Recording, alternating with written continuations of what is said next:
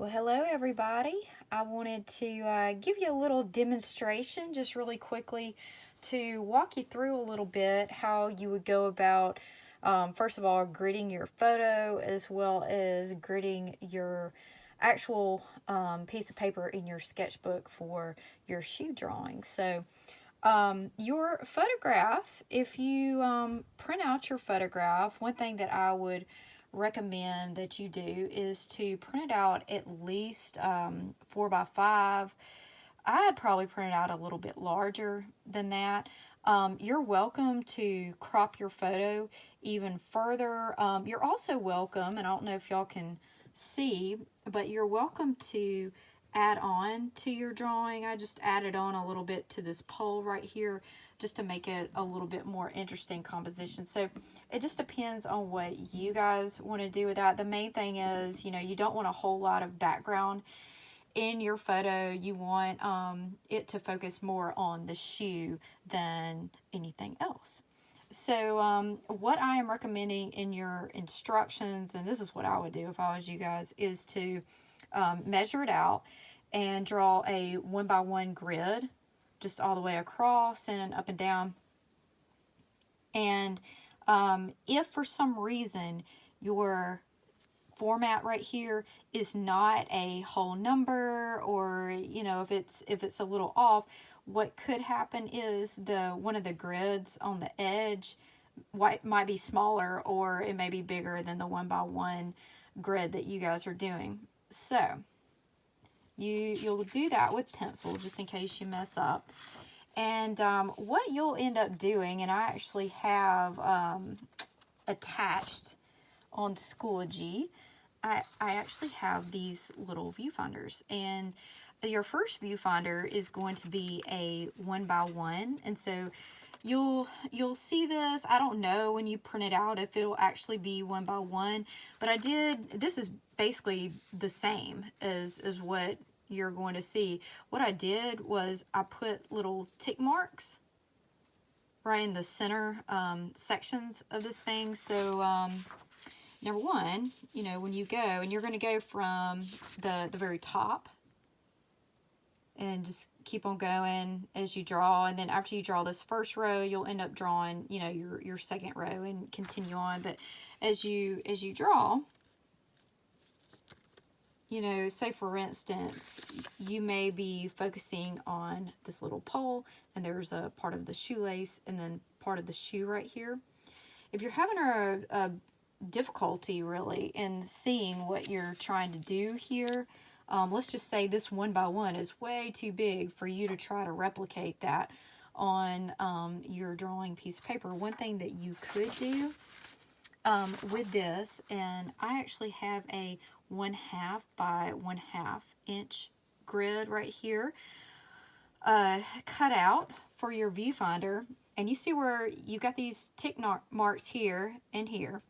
What you would do is you would line this up with where your tick marks are, and on this half part of your grid you could even tape it in a little section, and you could draw that and try to replicate that, like say on your piece of paper.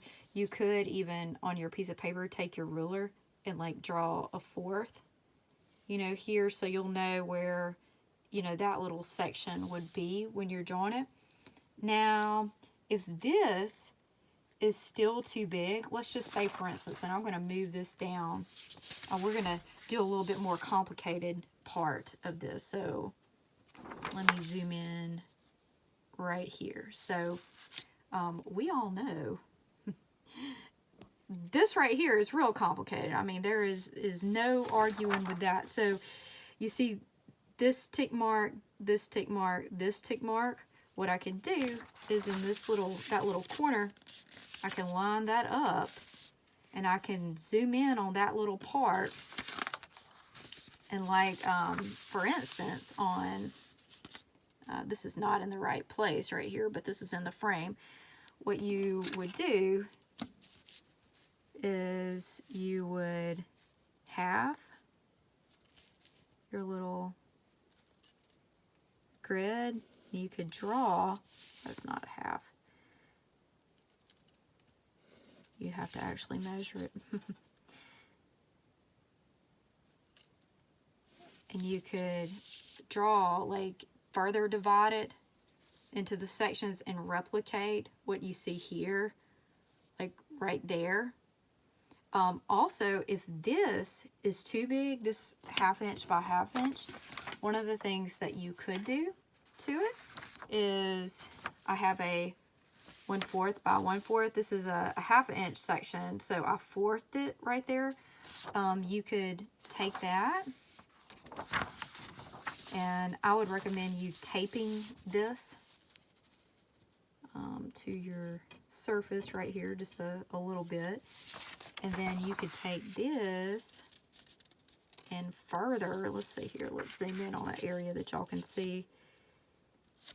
You could further make this thing smaller, you see.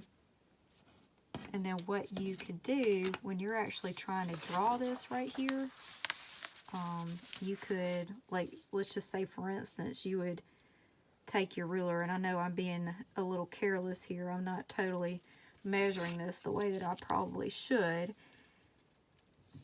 But you could even take this little portion of that and fourth that and draw, you know, whichever little part. Let's just say it's right here. So you would draw whatever is in that little section right here, and then you know, move it as you go. So I do have different options. It just depends on, you know, what you need to do. But as you can see, I've got some complicated little things going on in mine. This is going to be really similar to what you guys did before whenever you did that little puzzle piece practice thing. The big difference with this is, obviously, we know what this is. That's like the number one thing. We know what this is. We didn't know what the drawing was before of the girl.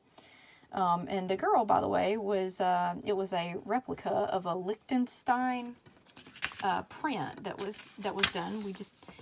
We modernized it. We put a mask on it for 2020. But anyway, the big difference is, you know what it is, but also the other big difference is, if you can see on my final product right here, well, this is quite lighter than what you see here in the photo, right?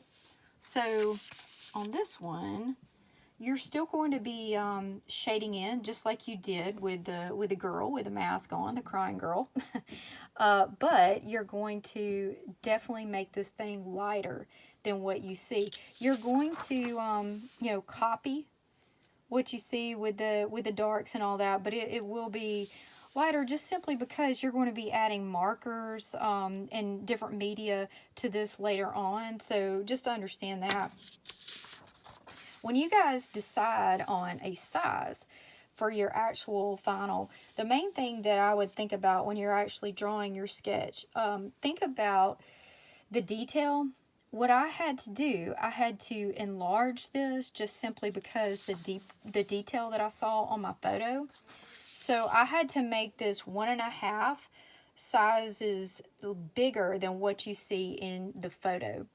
So you can make this the same size as your photo, but the main thing that I would tell you guys to do is make sure that your grid, wherever your grid is, like if your first grid, whatever your size is right here, if this is 1 by 1, make sure that this one is proportional to this. It ends in exactly the same place as what you have. So if you have 1, 2, 3, 4, 5 grids on your first row, you need to have the same amount on your first row in your drawing. So everything needs to be proportional and lined up, because you're really truly copying what you see here to there. Like I said, it's not a bad thing that you make this the same size as that. You definitely don't want to make it bigger than your sketchbook paper unless you want to get a bigger sketchbook. but just consider the time that you have and all that. I'm going to stop this video, and then I'm actually going to do another video that will show you guys the drawing process. I'm going to draw just one square to help you guys to understand what's going on here. So video number 2 in just a minute.